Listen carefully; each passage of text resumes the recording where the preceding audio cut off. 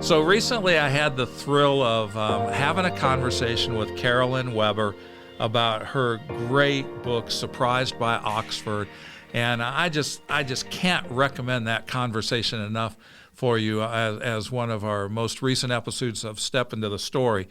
But Carolyn, just a simple question, a lot lighter than that. You and Kent have 4 kids. How in the world do you find time to write with 4 kids? What's your writing process now that your life is much more complicated than it used to be? That's a great question. Well, it's certainly why I'm not very prolific. It takes a while to get to finish a book or to write a book. But I do hide. I hide in places like barns or closets. Madeline L'Engle wrote in a chicken coop because of her children.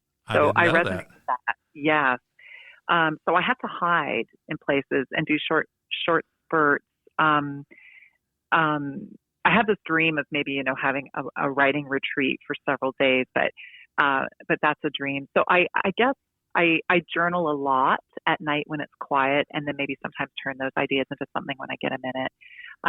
But I'm not very prolific at all, I have to admit.